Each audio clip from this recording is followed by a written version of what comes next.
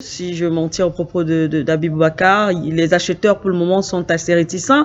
Eh bien, il y a cette bataille juridique justement depuis la nationalisation de la Somaïr du côté du Niger par les autorités. Cette bataille juridique finalement est une bataille entre l'État français ou l'entreprise française. De quoi s'agit-il exactement?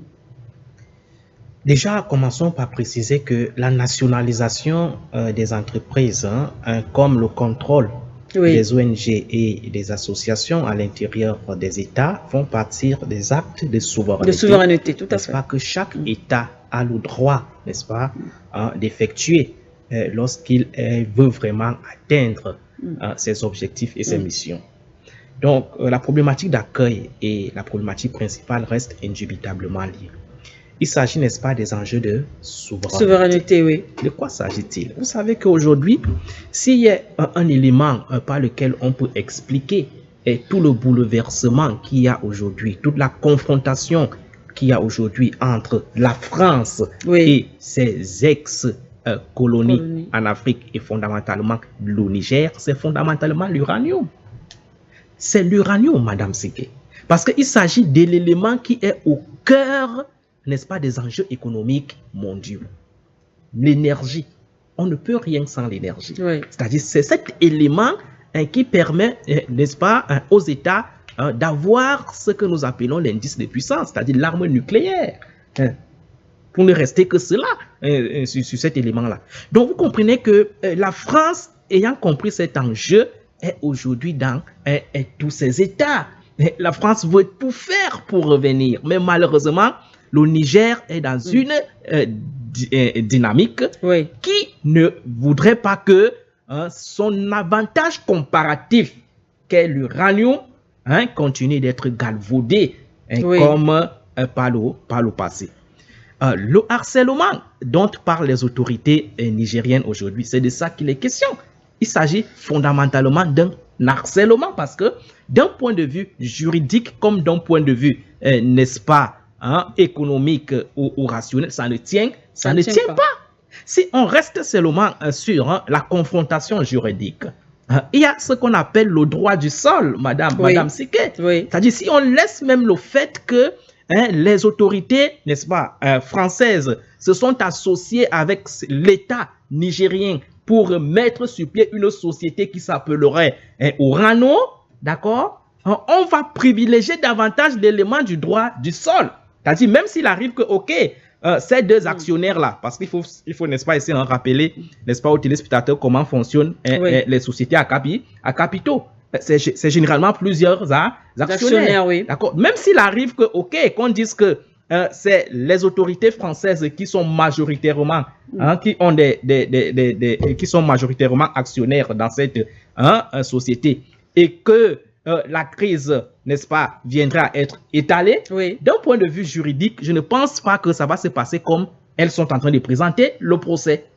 Parce que l'uranium est d'abord la propriété du Niger, parce que c'est le sous-sol du Niger. On parle ici davantage de la souveraineté. Lorsqu'on parle de la souveraineté d'un État, c'est la souveraineté du sol, c'est la souveraineté du sous-sol, c'est la souveraineté maritime et territoriale, c'est la souveraineté aérienne. Donc, vous ne pouvez pas être un État, entre guillemets, partenaire et penser que vous allez venir imposer un État souverain sur un de ces domaines-là. C'est-à-dire qu'il faut qu'on soit clair. Il faut qu'on sorte de la logique coloniale où les autorités africaines, on faisait signer aux autorités africaines des accords qui n'avaient rien à voir avec le droit international. C'est-à-dire on signait des accords où les présidents africains disaient que le sous-sol appartient aux étrangers. C'est-à-dire vous êtes un pays, mais vous n'avez pas la capacité et la licéité de disposer de votre sol et de votre sous-sol. Mais vous êtes alors quoi? Vous êtes alors quoi? Vous êtes tout sauf un État. C'est de ça qu'il est question. Donc, il faut donc dire aux téléspectateurs que les Français sont encore dans cette logique coloniale où ils pensent que nous sommes encore à l'époque coloniale où le Niger doit se contenter des accords qui avaient été signés, n'est-ce pas, entre les deux parties. Or, lorsqu'on voit le Niger aujourd'hui, si on s'en tient seulement à ce temps court des prédécesseurs de Tiani à la tête de l'État, on sait quel était le comportement de ces autorités, les Bazoum, etc. C'était des comportements extravagants et abracadabrants qui n'avaient rien à voir avec le développement et l'intérêt du pays qu'on appelle le Niger. Il se trouve donc qu'il est arrivé à la tête de ces États des visionnaires, des personnes qui se soucient de développer le Niger comme les Français se soucient, n'est-ce pas, pour le développement de la France. Parce que ce que les Français font là avec Orano aujourd'hui, qu'est-ce qu'ils cherchent? C'est l'intérêt français. Mais sauf qu'ils sont aujourd'hui confrontés à des nouvelles autorités qui cherchent aussi l'intérêt de leur pays. Donc, les multiples procès que les autorités françaises multiplient aujourd'hui, ils ont commencé en Afrique, ils sont allés à la Banque mondiale, ils sont partout. C'est pour faire du harcèlement et dire aux partenaires internationaux de se méfier de l'achat de l'uranium nigérien. C'est ça que la question. C'est vrai. En tant qu'homme d'affaires, lorsque vous voulez acheter quelque chose ou alors acquérir un bien, vous allez vous rassurer de tous les éléments. Vous serez prudent. Vous allez chercher, n'est-ce pas, à voir tous les contours. C'est de ça qu'il s'agit aujourd'hui sur le plan international.